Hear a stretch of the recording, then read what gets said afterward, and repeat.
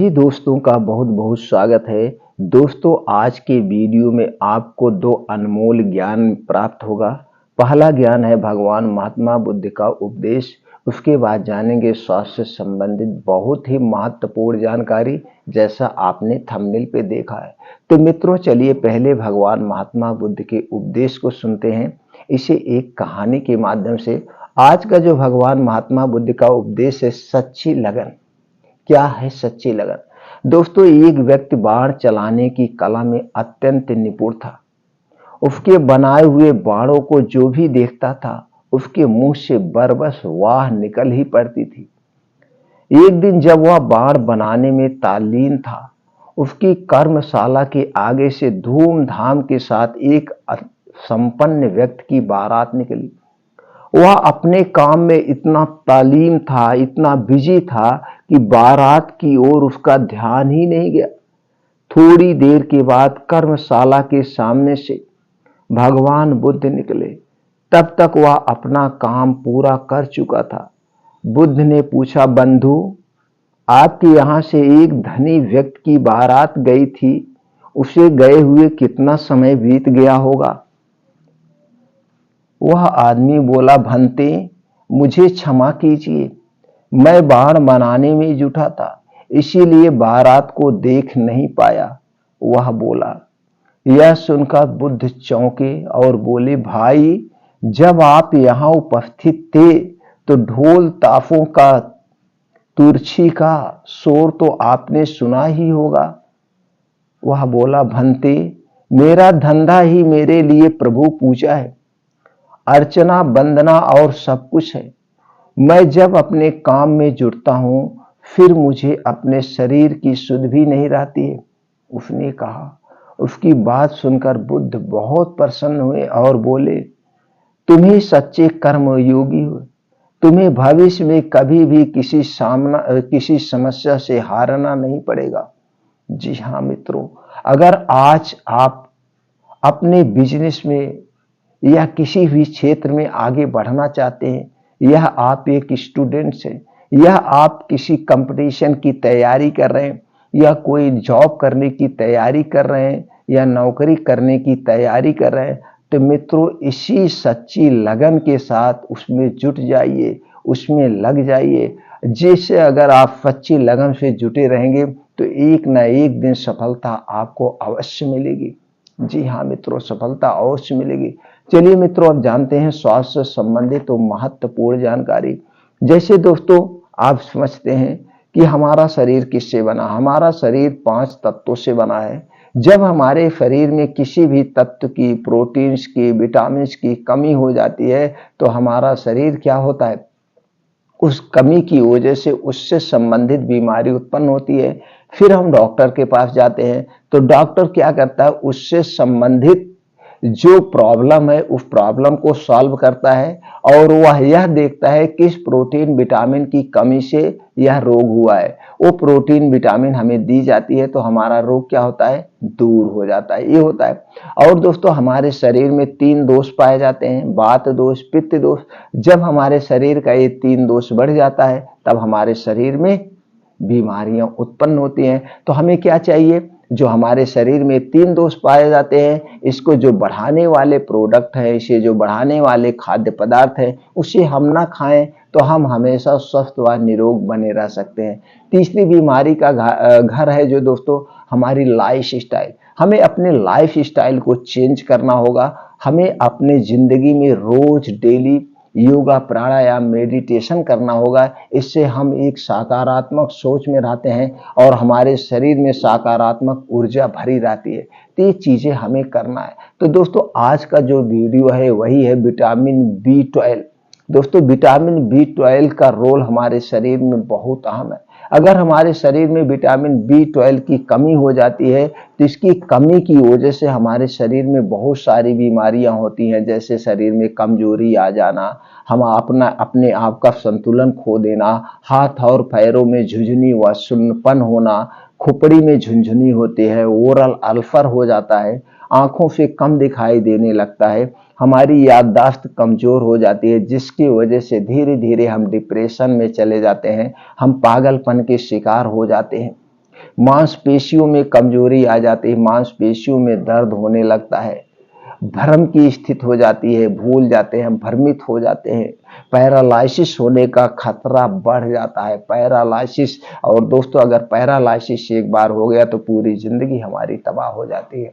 तो दोस्तों vitamin B12 इतना महत्वपूर्ण है। तो विटामिन B12 को पूरा करने के लिए हम अपने डाइट में किन किन चीजों का प्रयोग करें, इसके पहले दोस्तों ये जान लीजिए आपको क्या और बचाव के लिए आपको डेली योगा, प्राणायाम, मेडिटेशन जरूर शामिल करना चाहिए, जरूर अपने आप में शामिल करना चाहिए। तो जब आप प्राणायाम, मेडिटेशन, मॉर्निंग वॉक करते हैं तो दोस्तों इससे आपके शरीर में खून का संचार बढ़िया होता है, दौड़ा होता है, और जो कुछ आप खाते हैं आपके शरीर में लगता है। तो दोस्तों विटामिन B12 की पूर्ति करने के लिए आपको नाड़ी शोधन योगा जरूर करना चाहिए। नाड़ी शोधन योगा जिसे हम अनुलोम विलोम कहते हैं।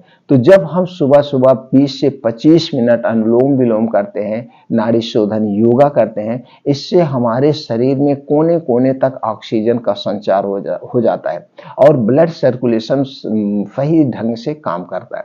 तो हमें अनुलोम विलोम करना चाहिए, मॉर्निंग वॉक करना चाहिए, योगा, प्राणायाम, मेडिटेशन, यानी कि ये सारी चीजें मिला के हमें 2 घंटे का समय अपने शरीर पर देना चाहिए। 2 घंटे का समय कौन सा है? ये 2 घंटे का समय है सुबह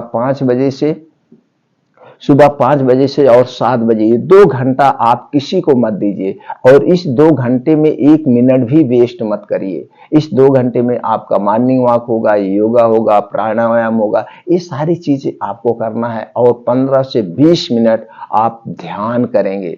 ध्यान अपने सबकॉन्शियस माइंड को पॉजिटिव करेंगे। इतना अगर आप करते हैं तो दोस्तों ऐसे भी आप स्वस्थ निरोग बने रहेंगे। तो दोस्तों कुछ चीजें हैं जिसमें विटामिन B12 प्रचुर मात्रा में पाया जाता है। एक तो गोश्त मछली है, गोश्त मछली का हमारे वीडियो में वर्जन है, इसका हम चर्चा करते नहीं, तो उससे कोई मतलब है नहीं। तो उसके अलावा शाकाहार में भी विटामिन B12 की बहुत सारे डाइट है, बहुत सारे प्रोडक्ट हैं, बहुत सारी चीजें हैं, उसे हमें लेना चाहिए। तो यहाँ पे शाकाहार में विटामिन B12 के प्रमुख स्रोत क्या क्या हैं, हम उसकी चर्चा करेंगे। तो दोस्तों इसमें है सबसे ज्यादा जो प्रोटीन पाया जाता है, विटामिन B12 पाया जाता है, वो डेयरी प्रोडक्ट में है।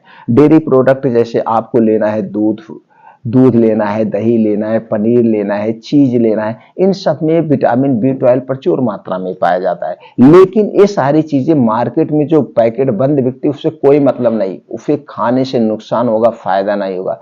डेयरी प्रोडक्ट जो भी खाइए आप अपने घर पर बना के खाइए, उसी में पूर्ण रूप से आपको फायदा मिलेगा।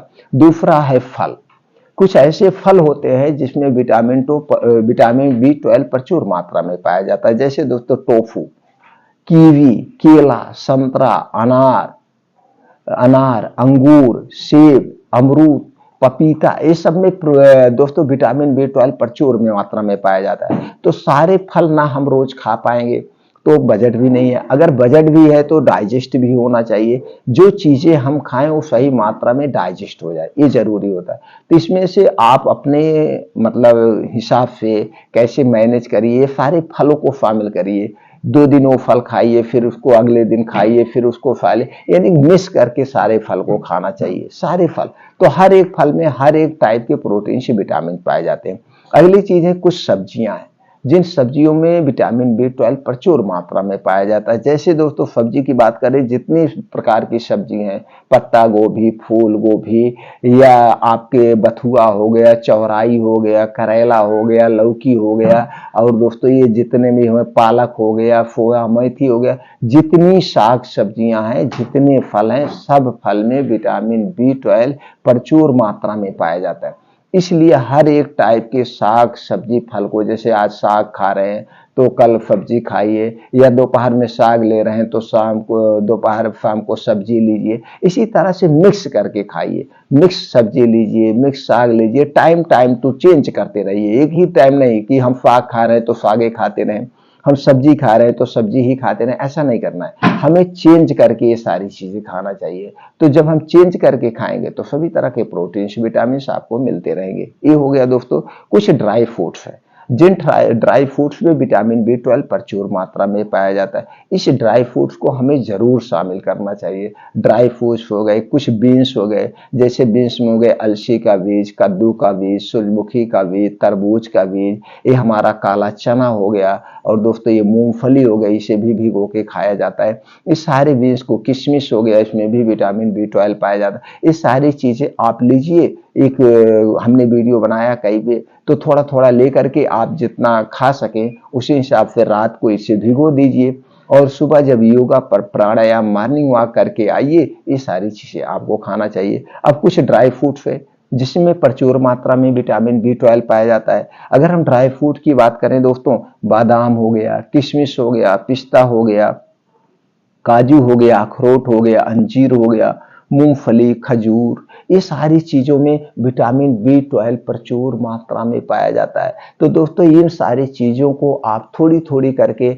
अपने डेली डाइट में लीजिए। और ये जो चीजें हैं ना दोस्तों, ये जैसे ठंडी है, ठंडी में हमारा जठर तेज काम करता है, हमारा पाचन तंत्र स्ट्रांग रहता है, तो ठंडी में ये सारी चीजें जरूर हमें शामिल करना चाहिए। और ठंडी में अगर हमें 4 महीना इन चीजों का प्रयोग कर लेते हैं, तो जो आने वाला 8 महीना ये बीमारी का घर होता है। जैसे बारिश का समय जो है, ठंड गर्मी का समय है, इसमें अक्सर बीमारियां होती रहती है। तो जब आपका शरीर स्वस्थ व निरोग रहेगा ये 4 महीना ठंडी में, और 4 महीने ठंडी में अच्छी अच्छी डाइट का जब आप प्रयोग कर लेंगे, तो आने वाला जो 8 महीना आपका अच्छे से निकल जाएगा। आप इस 8 महीने में बीमार ही नहीं पड़ेंगे। तो दोस्तों ये छोटी छोटी चीजें होती हैं जिन्हें हम अपना करके अपने शरीर की सारी बीमारियों से बच सकते हैं। तो दोस्तों ये सारी चीजें अपनाइए, आप स्वस्थ व निरोग रखिए। उम्मीद करते हैं दोस्तों ये वीडियो, ये जानकारी आपको कहीं ना कहीं से सहायता जरूर करेगी, आपको स्वस्थ रहने में, आपको निरोगी बनाने में। तो दोस्तों अगर ऐसे लग रहा है और आपको ये भी लग रहा है कि नहीं, ये भगवान महात्मा बुद्ध के उपदेश को और ये स्वास्थ्यवर्धक जानकारी को अपना करके हम स्वस्थ व निरोग रह सकते हैं, अपने माइंड को हमेशा पॉजिटिव रख सकते हैं, तो वीडियो मित्रों ज़्यादा से ज़्यादा लोगों तक जरूर शेयर करें। सब लोग अपनाएं, घर पे रहें, स्वस्थ रहें और निरोग रहें। फिर मिलते हैं अगले वीडियो में नई जानकारी के साथ।